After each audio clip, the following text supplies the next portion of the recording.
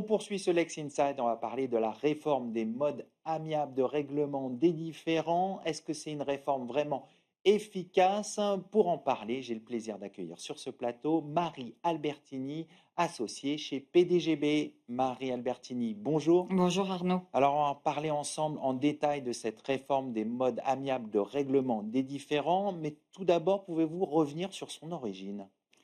Alors, l'origine, c'est un décret du 18 juillet, dernier qui est rentré en vigueur le 1er septembre et qui est parti d'un double constat, qu'a fait, le législateur, le ministère de la Justice.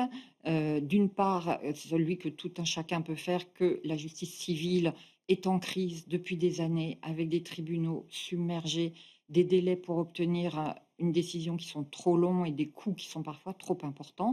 Ça, c'est un premier constat. Et le second constat, c'est que, les tentatives qui ont été faites pour insérer plus d'amiables, dans, le procès civil, n'ont pas, rencontré, l'écho qui était attendu. D'où cette, réforme qui, vise à introduire vraiment beaucoup plus d'amiables, dans le cadre du procès, civil et qui donne un rôle aux juges très important dans ce nouveau cadre. Alors introduire, plus d'amiables dans le procès civil, c'est quoi les objectifs derrière? Les objectifs, c'est de parvenir, à une justice qui soit à la fois, plus efficace, plus rapide et apaisée. Qu'on sorte, de ce qui est aujourd'hui le principe de l'affrontement avec un juge qui, statue, qui tranche, mais qu'on s'oriente vers plus de possibilités de résolution amiable. L'idée, c'est aussi de désengorger les tribunaux? Bien sûr, désengorger les tribunaux, mais ça va pas être le 1er objectif qui est mis en avant. Le premier objectif, c'est de placer l'amiable au cœur du contentieux civil, pour le faire, muter, je dirais, de nature. Alors on va revenir sur cette réforme donc introduite par le décret du 18 juillet. Quels sont les principaux changements? Et ils sont nombreux, j'en citerai, les principaux. Tout d'abord, il y a, la réunion d'information avec, un médiateur. Jusqu'à présent, le juge pouvait délivrer une injonction, aux parties d'avoir rencontré un médiateur pour une simple réunion d'information, pas pour rentrer en médiation et cette réunion est une réunion gratuite. Et la pratique a, permis de constater que, dans de nombreux cas, les parties ne, déféraient pas à l'injonction et donc ne rencontraient pas de médiateur. Donc la grande nouveauté, depuis le 1er septembre, c'est qu'il y a une sanction, si les parties ne viennent pas rencontrer le médiateur sans motif légitime. D'accord. Le juge pourra prononcer une amende pouvant aller jusqu'à 10 000 euros. L'idée, c'est vraiment de favoriser cette médiation, c'est ça? De pousser un petit peu, d'inciter un peu plus, les parties. Ça, c'est une 1re, réforme importante. La 2e, je dirais, c'est, l'audience de règlement amiable qui se voit totalement généralisée à tout le contentieux civil. C'est-à-dire que jusqu'au 1er septembre, c'était réservé un petit peu à titre expérimental. Aujourd'hui, c'est toutes les juridictions civiles, donc y compris le tribunal de commerce, y compris, en appel, ça c'est une grande nouveauté aussi. La durée de la médiation a été D'accord. modifiée. C'était jusqu'à présent 3 fois renouvelable, 3 mois pardon, renouvelable 3 mois. Aujourd'hui, c'est 5 mois, éventuellement renouvelable 3 mois, donc une durée totale de 8 mois qui permettra sans doute d'aboutir à plus d'accords grâce à une durée, plus longue. Le fait d'allonger ces, conciliations, ces médiations, pour vous, c'est plus favorable à obtenir une solution? Oui, parce qu'en réalité, les 5 mois vont être une durée plus effective et plus pratique. Il y a de nombreux, juges de la mise en état qui faisaient partir en réalité le début de la médiation à la première réunion plénière, de médiation, ce qui avait pouvait laisser passer 2 3 mois sans qu'il se D'accord. passe rien. Aujourd'hui, là, en réalité, le délai est plus efficace. Alors, une autre, efficacité ou nouveauté pour rendre justement, plus efficiente cette réforme des mardes, c'est que le juge va pouvoir désormais, décider d'une audience de règlement amiable. Qu'est-ce que ça change?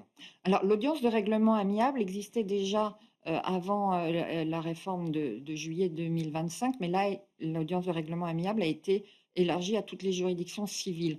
son objet, c'est le juge de la mise en état ou le juge en charge du litige peut décider de faire, un stop dans le cours de l'instruction, du dossier et de renvoyer les parties devant un juge qui n'est donc différent pour cette audience de règlement amiable et au cours de cette audience, au cours les au à laquelle les parties sont convoquées, pas simplement les avocats, le juge va essayer de les inviter, de les inciter à trouver, un accord et si c'est le cas, à la fin de l'audience amiable, il y a un PV d'accord qui est signé par les parties. Donc c'est vraiment une rencontre entre un magistrat et des parties pour trouver un accord amiable. Là encore, c'est l'idée, c'est de trouver rapidement une solution et de réunir les parties pour, trancher tout de suite le litige? Tout à fait, d'une certaine façon, c'est, faire preuve de plus d'efficacité et c'est aussi, réhumaniser la justice civile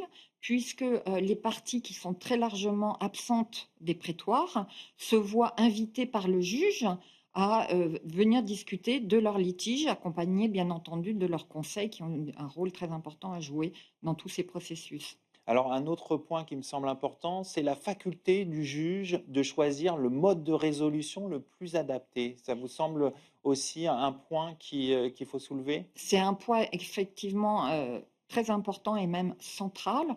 Le juge avait déjà la possibilité de concilier les parties, mais en réalité, ce n'était pas du tout utilisé et aujourd'hui, la réforme donne vraiment, au juge un rôle central, un rôle de pivot pour organiser une justice collaborative avec donc, les avocats et les parties pour, discuter avec eux, pour trouver le mode de résolution du litige le plus adapté. Sur quels critères il va se fonder pour trouver le mode de résolution des litiges le plus adapté? Alors, il y a plusieurs critères. Il y a bien sûr, la nature du litige.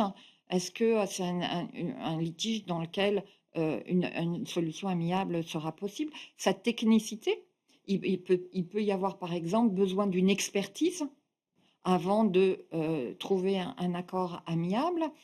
Ça peut être la nature des relations entre les parties.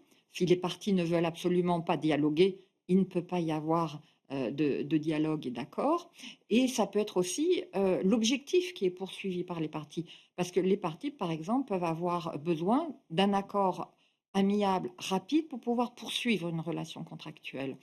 Ou au contraire, elles peuvent avoir besoin d'une décision de justice qui grave dans le marbre une décision qui pourra faire, jurisprudence.